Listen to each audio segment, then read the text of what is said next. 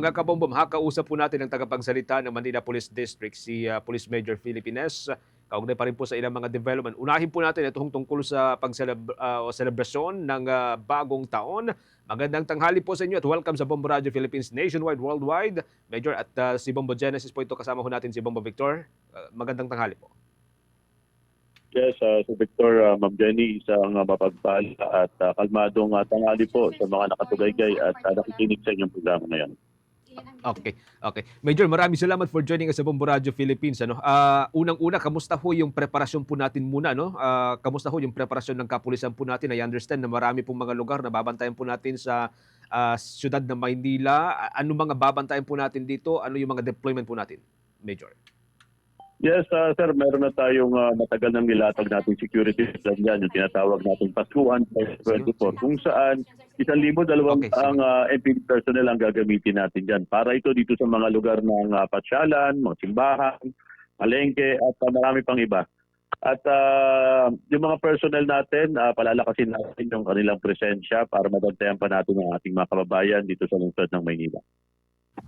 Okay. Sa kabuuan po, Major, mga ilan po yung dineploy ho natin ng mga miyembro ho ng pulisya from MPD?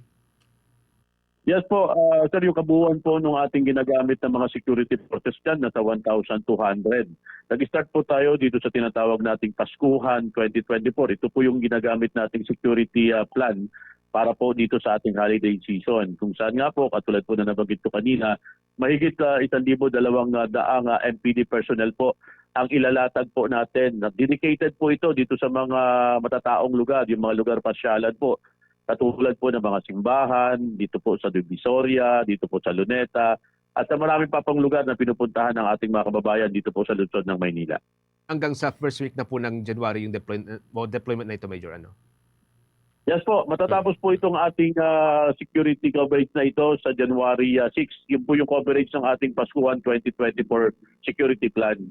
At ganun pa man po, nakikita po natin kung sakaling kukulangin pa rin po tayo ng mga personnel at kailangan po natin mag-deploy. Meron pa po tayong reserve ng mga personnel sa ating headquarters. Meron pa tayong naka-reserve dyan ng mga more or less 100 para idagdag pa po sa pwersa ng ating hanay sa labas. Okay. Major, matanong ko lamang, saan pong mga partikular na lugar sa Maynila ang tinututukan ngayong bantayan ng mga tauhan po ninyo mula ho sa Manila Police District?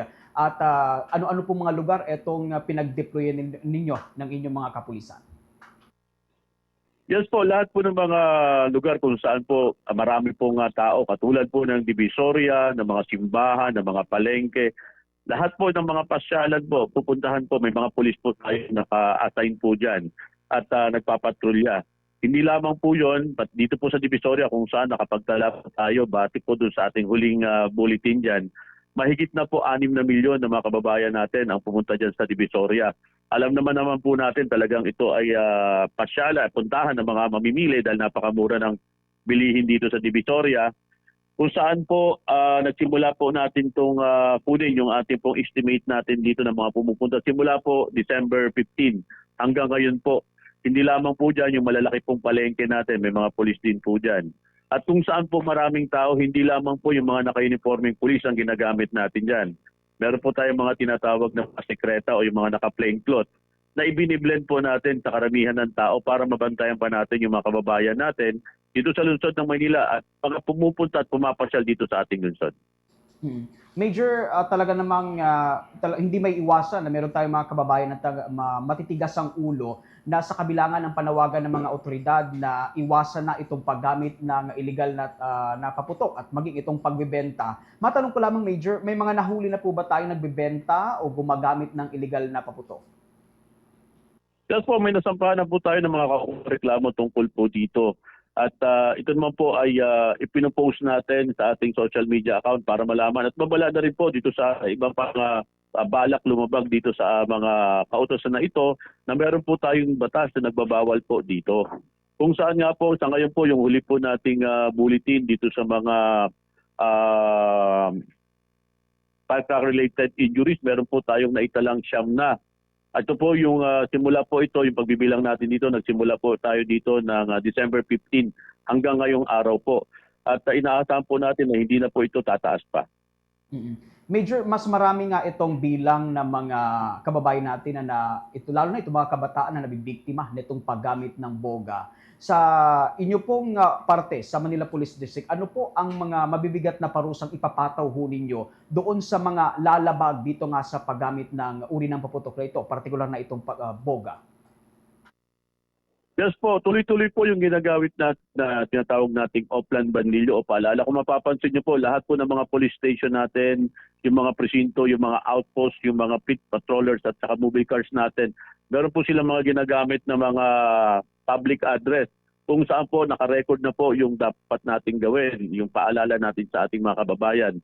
Ganun pa man po, dun po sa mga nagtitipit balikat, meron po tayong batas dyan, yung tinatawag po nating RA 7183, kung saan ito po yung kumukontrol dito sa paggawa, pagbebenta at paggamit ng mga paputok. Meron po itong kaparusahan na 6 na buwan hanggang 1 taon at meron po itong penalty or fine po na 20,000 hanggang 30,000 po.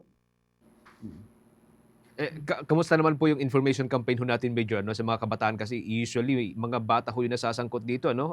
Gumagawa ho ng mga improvise sa mga boga. So far, nabibigyan po natin sila ng abiso kahit papaano. Tapos po, tuloy-tuloy po yung ginagawa natin at pinapataas po natin yung tinatawag nating IO o yung Information Operation. Lahat po ng tungtungan na ginagawa na natin, lahat po ng platform para maiparating po natin sa ating mga kababayan. Gumagamit na po tayo ng mga social media at iba pa pong pamamaraan. Kung mapapansin nyo po, pati yung mga kasulok-sulukan po, pinapasok na po ng pulis natin yan para paalalahanan yung ating mga kababayan.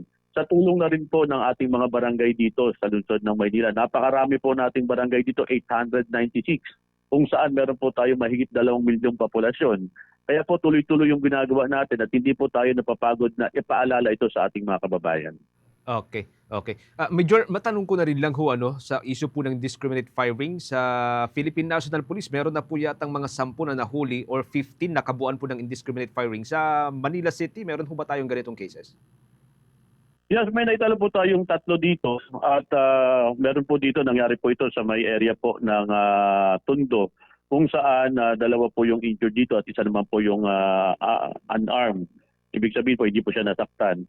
At yung ating pong data na ito from December 15 hanggang January 6 po. At ito naman po ay inilalabas natin para malaman din po ng ating mga kababayan.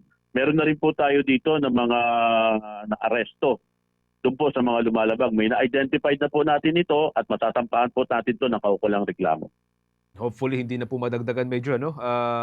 Sabi nga, one is too many. Sabi nga ho ng Philippine National Police. Sa huli na katanungan ho natin, siguro maki-update na rin po tayo dahil nalalapit na po ang traslasyon.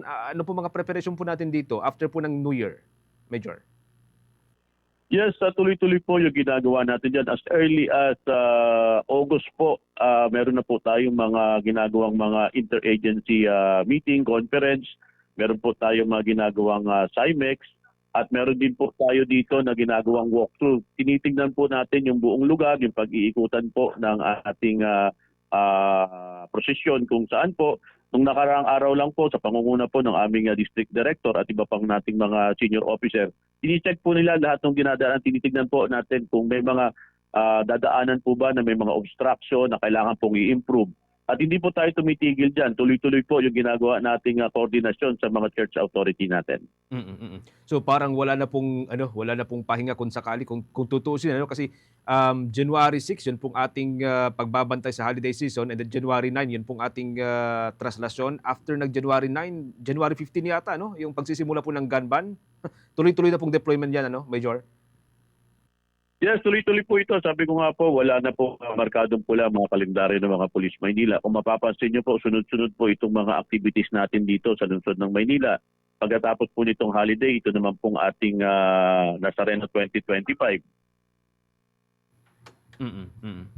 Okay. Sige, Major, maraming salamat, hanggang sa Apo. mga susunod, hanggang sa susunod na taon. Kayo po ay makakausap, Major. Yes po, at maraming salamat po sa ngalan po ng aming District Director, Brigadier General Arnold Thomas Ibay. Patuloy po kayong makakaasa na may iba yung serbisyo para sa Manileño. Isang kalmadong tanghali po. Magandang tanghali po sa inyo at Happy New Year, Major. Ang tagapagsalita mga kabombo ng Manila Police District, si Police Major Philip Ines, kaugnay po sa ilang mga usapin.